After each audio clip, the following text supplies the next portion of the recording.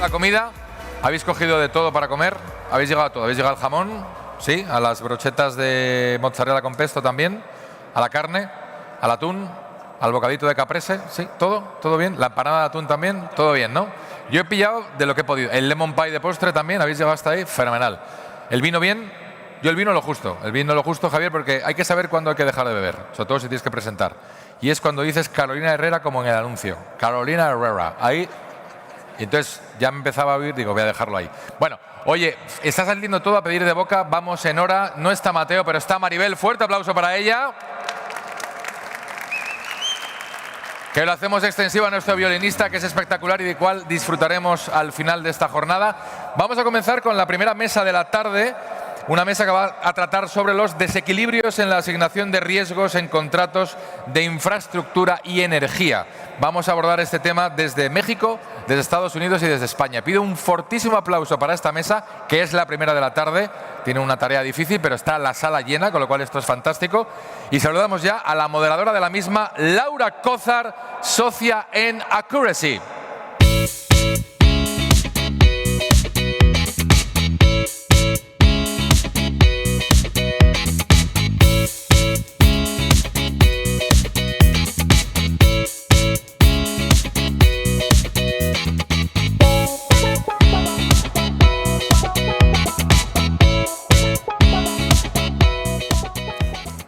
Muy buenas tardes a todos. Siempre es un placer formar parte del Open, pero este año es muy especial, con lo cual la ilusión es doble. Y tengo que empezar agradeciendo y felicitando a Javier, a Sonia y a Pello por este gran festival del arbitraje y espero que por la cafeína para aguantar a estas horas la sesión. Vamos a hablar de riesgos, vamos a hablar de equilibrio económico y vamos a hablar de protección de la inversión. En dos sectores, infraestructura y energía, que como mencionaba Claudia Frutos en la sesión de esta mañana, son dos sectores que concentran un gran número o la mayoría de arbitrajes internacionales. Y para ello me acompañan 4 abogados excepcionales, a los que aprecio, y que van a ofrecer una perspectiva muy complementaria. Tienen perfiles complementarios, vamos a tener la visión del in-house, la visión del counsel y además una variedad geográfica. Me acompaña Leire Navarro, directora jurídica de FCC Construcción, base de Madrid, Analía González, socia de Baker Hostelter en Washington, Tomás Leonard, abogado y árbitro en TLZ Global en Buenos Aires y Washington, y Fernando Rantia, socio de Griffin Torrick, basado en Ciudad de México. Bienvenidos a todos y muchísimas gracias. Los grandes proyectos de infraestructura y las compañías que operan en los sectores de infraestructura y energía se enfrentan a riesgos, a una gran variedad de riesgos, tanto internos, intrínsecos a los proyectos, como externos, entre los que se encuentran riesgos macroeconómicos como tipo de interés, tipo de cambio, inflación, riesgos de mercado que tienen que ver con la ley de la oferta y la demanda, con las estrategias de globalización o de nearshoring, y con el funcionamiento en general de la cadena de suministro.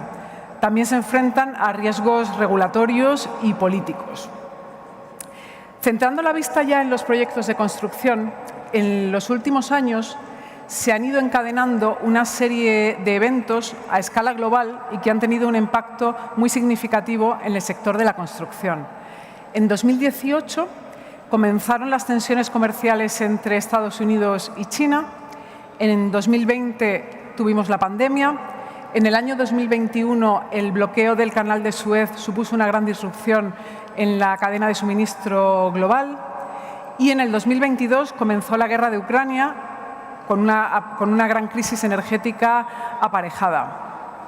Y en paralelo y simultáneamente todas las grandes economías están impulsando de manera muy decidida políticas industriales que están poniendo en el mercado paquetes de proyectos para promover y facilitar la transición energética que suman en el sentido de que están compitiendo por materiales y mano de obra añadido a los eventos que he mencionado antes.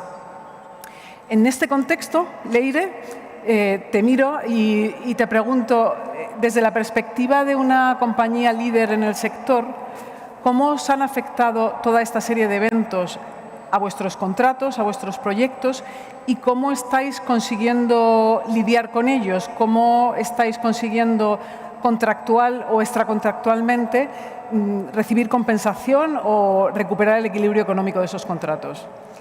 Bueno, antes de entrar a contestar y muy brevemente agradecerte la oportunidad de poder compartir este rato, de poder disfrutar y participar en este evento tan estupendo que es el Open.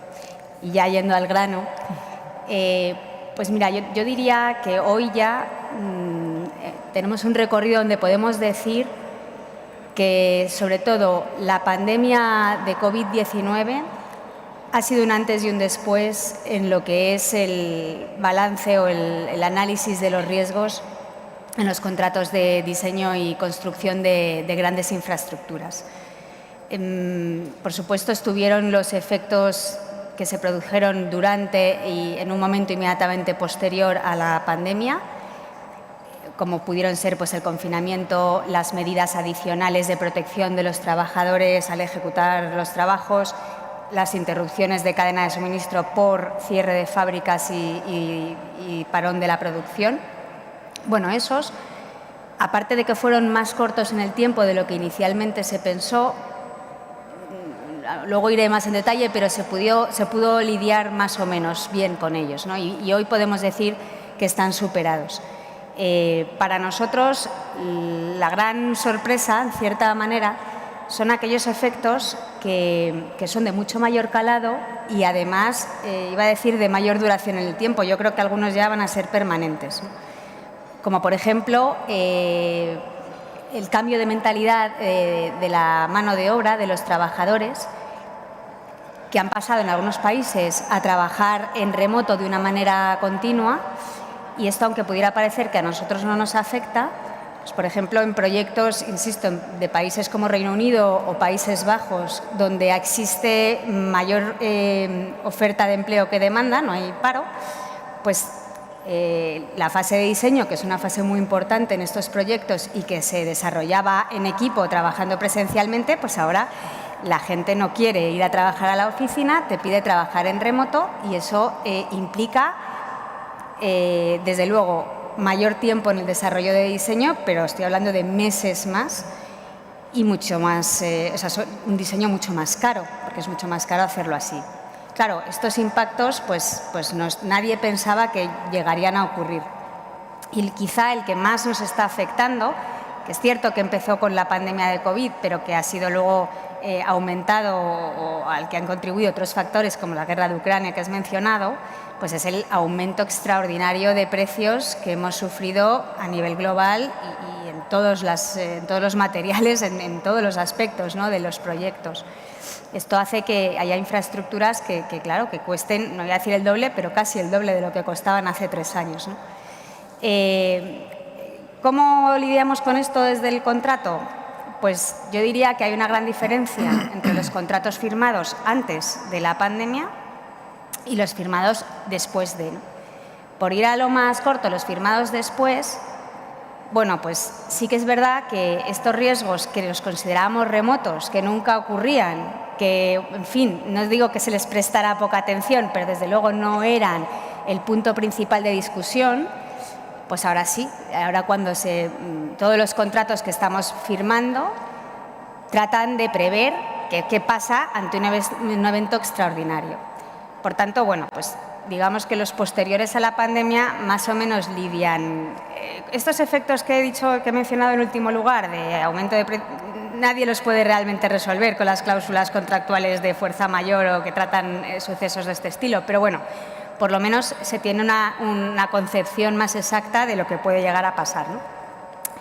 Y el problema lo estamos teniendo en aquellos contratos firmados antes. Nuestros proyectos tienen un desarrollo de muchos años y, por tanto, hay varios varios proyectos que son contratos firmados antes y que siguen hoy en ejecución. Y ahí, pues, te diría que las cláusulas lamentablemente resultaron insuficientes, sí a lo mejor suficientes para resolver esos primeros efectos, vamos a llamar, pero desde luego claramente insuficientes para para lo que, en mi opinión, es un nuevo reparto de riesgos, un nuevo contexto en cuanto a riesgos se refiere en los grandes proyectos de infraestructura. Y entonces aquí pues entra mucho en juego el país en el que estemos. Si, por ejemplo, es un país con un sistema de derecho civil que, si las cláusulas de un contrato son insuficientes, va a tener una legislación a la que poder acudir de manera subsidiaria que puede dar protección al contratista en estos casos. Por ejemplo, en España, por ejemplo, en Países Bajos, bueno, hemos tenido casos concretos, y luego hay países más de tradición o con sistemas de case law, de derecho anglosajón, donde lo que no has pactado en el contrato no existe y normalmente no hay legislación que te pueda apoyar, que te pueda dar protección ante eventos como este. Dicho todo esto, pues luego también ha entrado en juego la actitud de los gobiernos o de los clientes, que normalmente en nuestro caso, en nuestra compañía, suelen ser clientes públicos, administraciones públicas. Bueno, pues hay administraciones que han entendido el problema y han entendido que no era justo ni factible que el contratista fuera el único que asumiera todos los riesgos o todas las consecuencias de todo esto que ha pasado recientemente.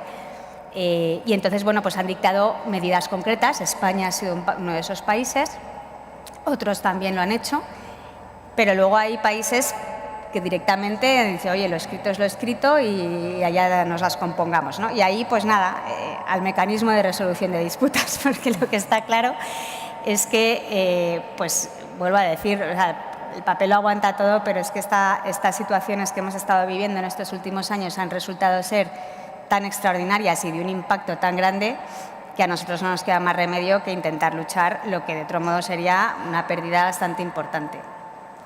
Sí, pues por añadir un dato a lo que estabas diciendo, Leire, cuando hablas de impacto significativo, aquellos que trabajéis en arbitraje de construcción sabréis que hay materiales, como por ejemplo el acero, que en los últimos años han experimentado incrementos de hasta el 200%. Incluso los agregados, todos los derivados del petróleo, materiales bituminosos. Estábamos acostumbrados a ver fluctuaciones de más o menos 5, 6, 10.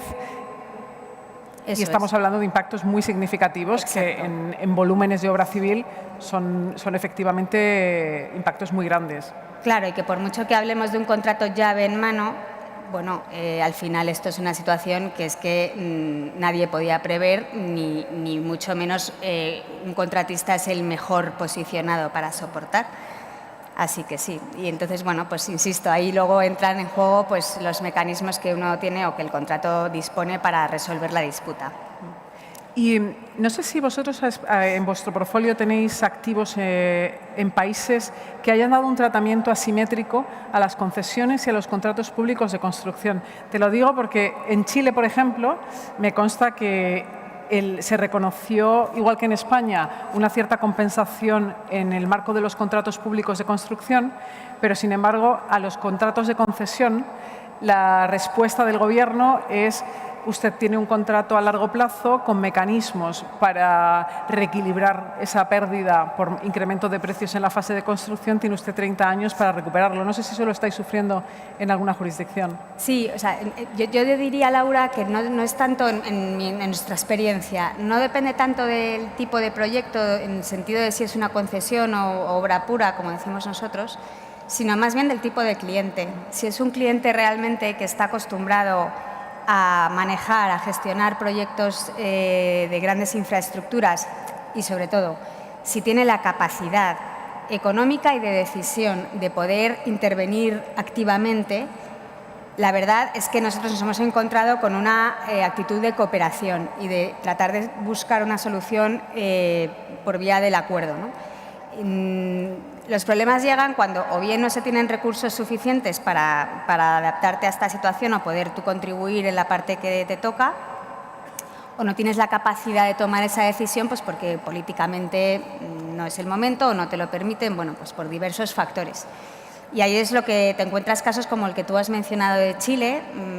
Nosotros tenemos también, por ejemplo, casos en Países Bajos que, debido a la peculiaridad que tienen ahora en el Gobierno, que está un poco en el aire, pues tampoco nadie quiere al igual asumir decisiones demasiado trascendentes en este sentido. Reino Unido, mi percepción es que está en una situación bastante caótica tras su salida de la Unión Europea, entonces todo se junta. Bueno, depende de la situación y del cliente particular. Lo que pasa es que vuelvo un poco a lo mismo. Al final, yo creo que esta situación de no resolverse perjudica a todos, al cliente también, porque el proyecto no va a marchar. Al final nadie va a soportar una situación que de por sí es insoportable. Entonces, bueno, pues ahí estamos, navegando estas aguas procelosas.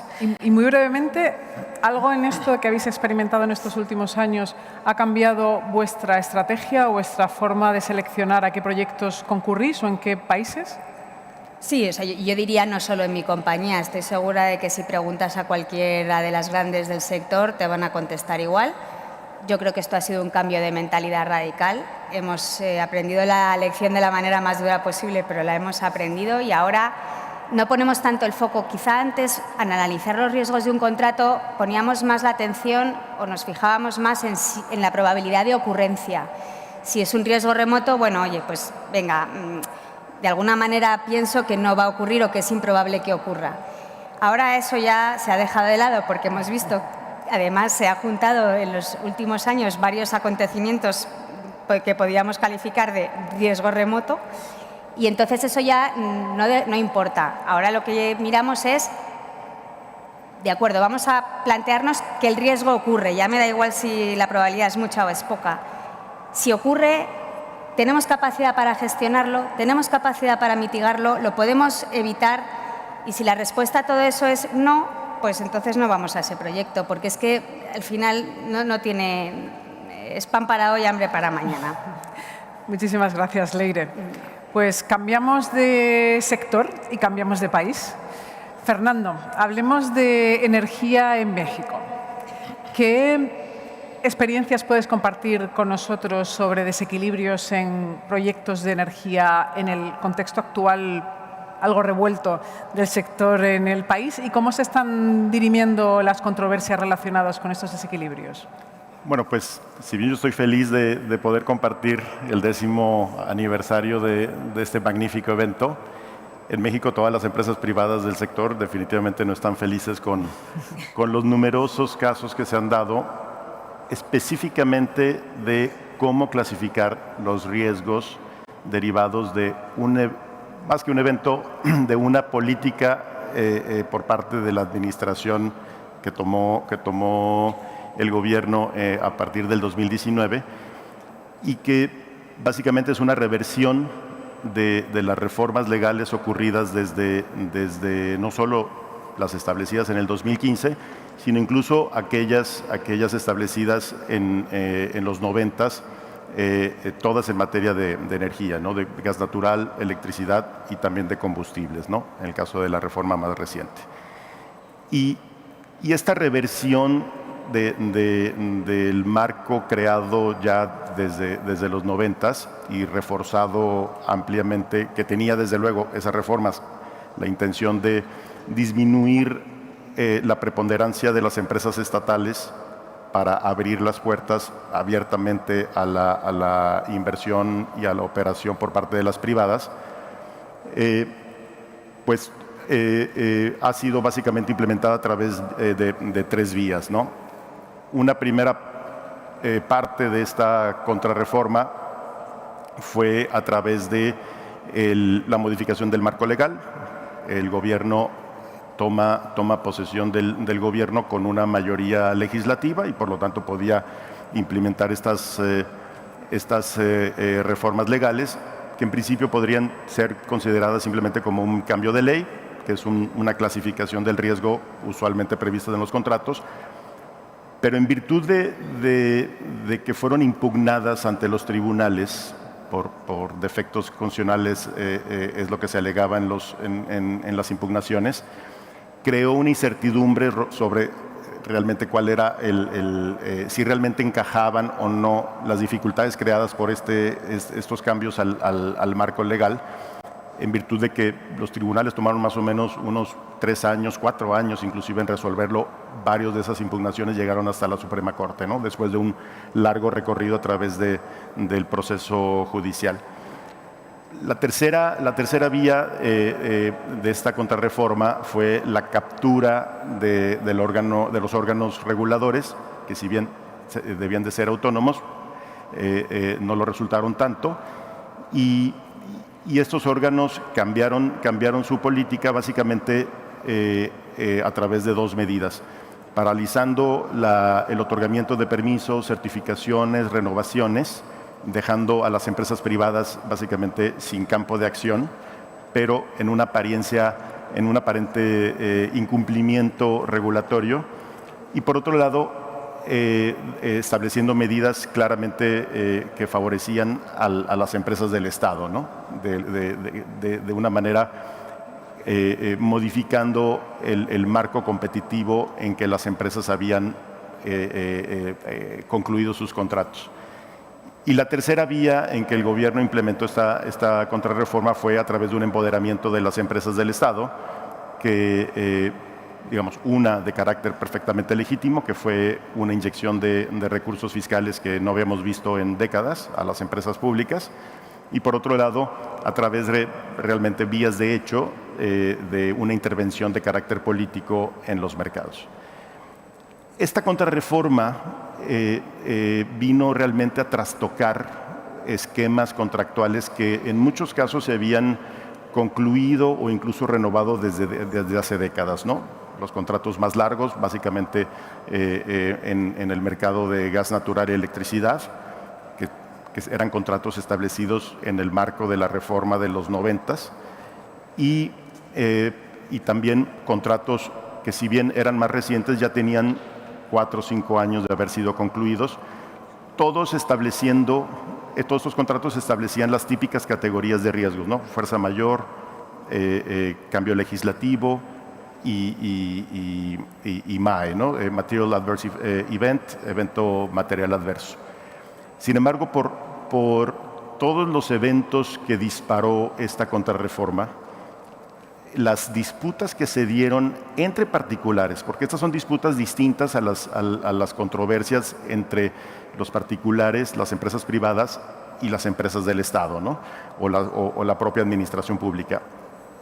Pudimos ver que todavía están pendientes una serie de disputas, casi todos arbitrajes comerciales, algunos ya arbitrajes de inversión, donde realmente lo que se le presenta al panel arbitral es si un determinado evento, una dificultad para cumplir, una mayor onerosidad en el cumplimiento o la imposibilidad para cumplir, se debe a un caso de fuerza mayor, el típico caso de acto del príncipe, que modifica las cosas, impide a las partes lograr el objeto del contrato, o bien es un incumplimiento puro y duro, en virtud de que la otra parte considera que la falta de obtención del permiso se debe a un incumplimiento regulatorio, perfectamente imputable a la parte que alega la imposibilidad de cumplir.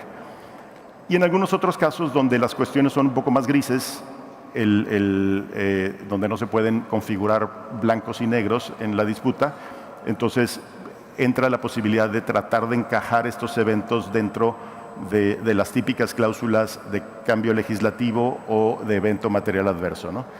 Y estas son las disputas que realmente han puesto a prueba los clausulados típicos de los contratos en el sector, ¿no?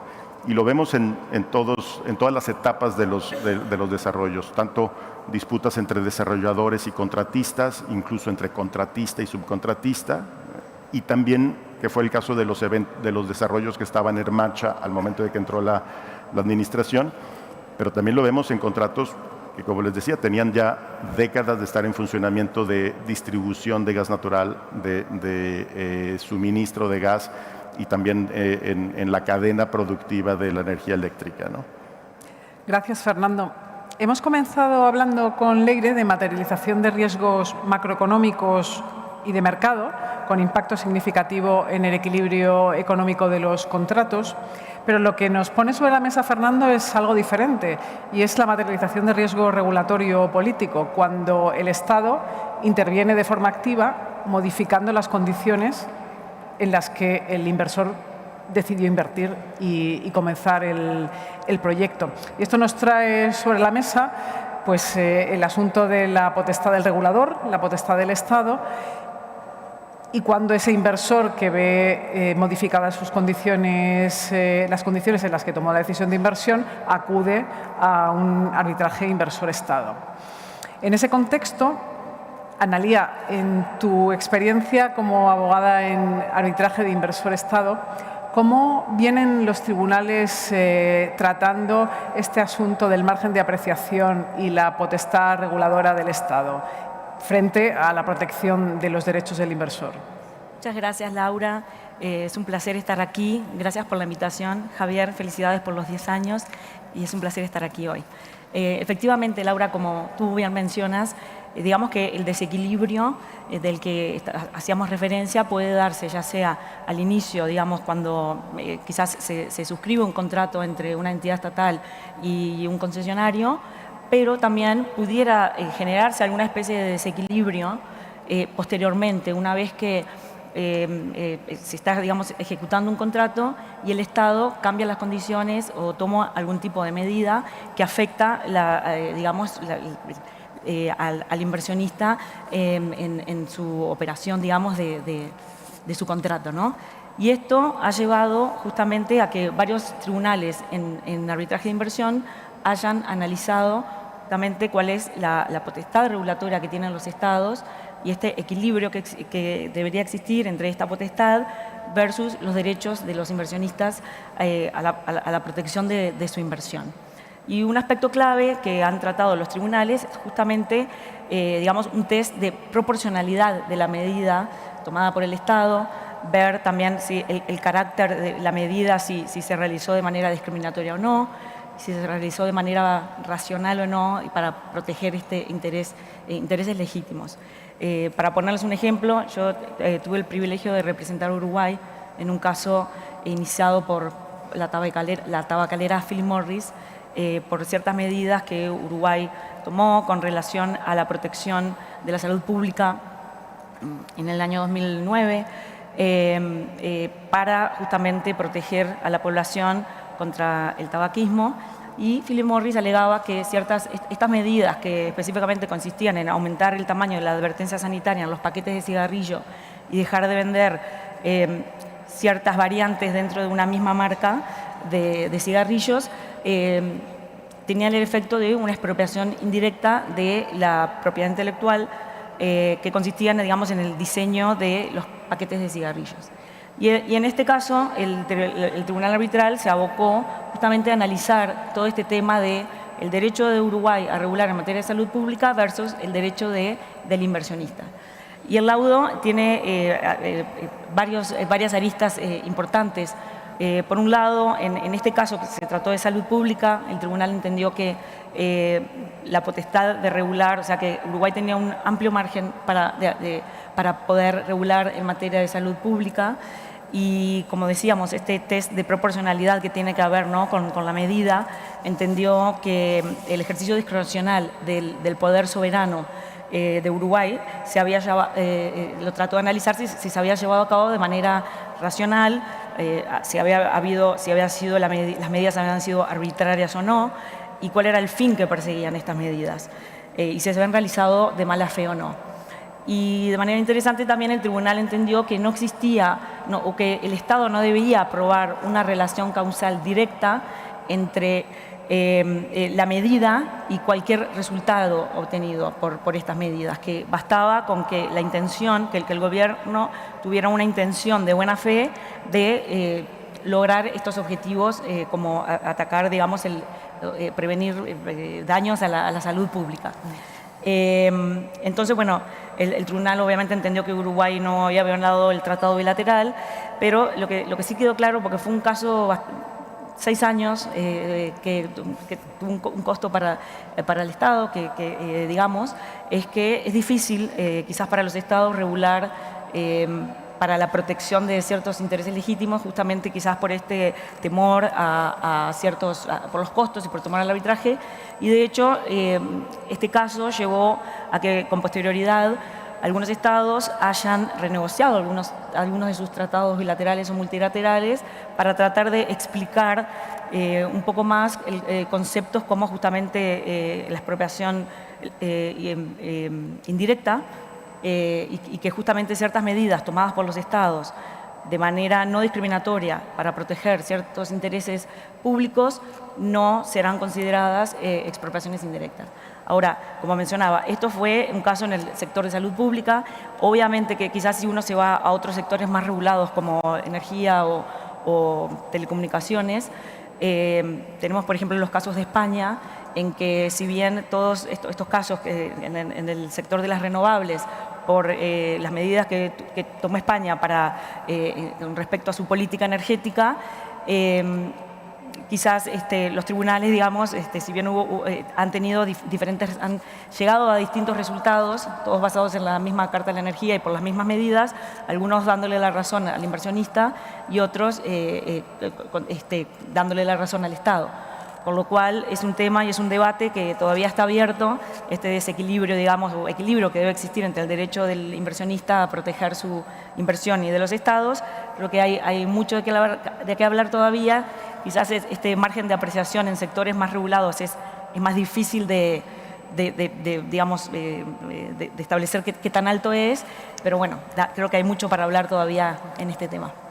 Sí, uno piensa como ciudadano, intuitivamente le reconocería uno más potestad reguladora al Estado en cuestiones de salud que en otros sectores.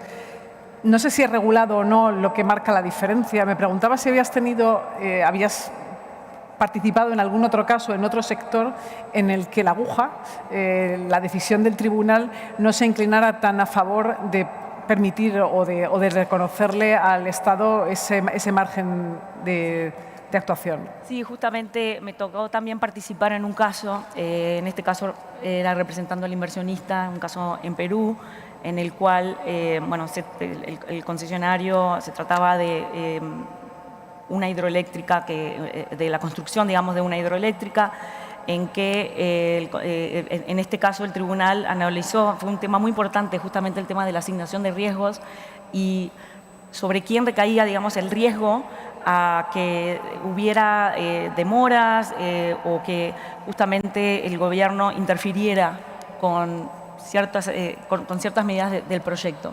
Este caso fue como una montaña rusa en el sentido se aprueba, digamos, se suscribe el contrato tenía una fecha límite para que se pudiera iniciar la operación, posteriormente hay demoras en la obtención de los permisos, hay también el gobierno regional de Arequipa también inicia una demanda, que esa también retrasa. El Ministerio reconoce, digamos, que las demoras, el Ministerio Infraestructura reconoce que muchas de las demoras habían sido incluso causadas por el gobierno. Se suscriben adendas, se da una extensión al plazo, supuestamente se dan extensiones al plazo para poder llevar a ejecución el proyecto.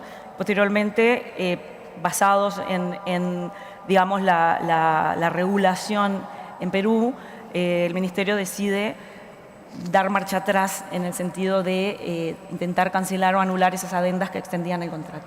Y el tribunal en este caso entendió que el Estado no era responsable, no había sido responsable y que, digamos, el riesgo de este tipo de interferencias por parte del gobierno, dada la política, los contratos y también la regulación se analizó hasta la Constitución peruana, había recaído en el inversionista.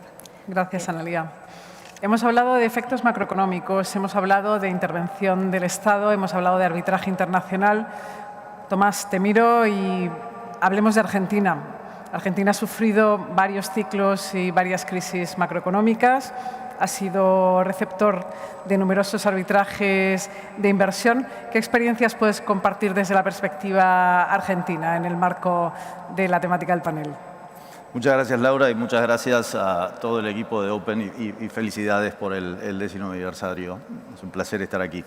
Sí, efectivamente Argentina marcó un hito en la historia del arbitraje de inversión con un salto exponencial en la cantidad de casos. Si uno ve la evolución de los casos en el CIADI, a principios de la década del 2000 ve un salto importantísimo. Ese salto lo marcó Argentina, justamente con una modificación, un cambio regulatorio que materializó riesgos en ciertos contratos que, dicho sea de paso, no estaban previstos en los contratos.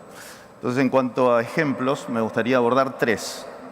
Dos ejemplos en los que la materialización del riesgo encuentra su causa en una conducta del Estado, actividad regulatoria del Estado.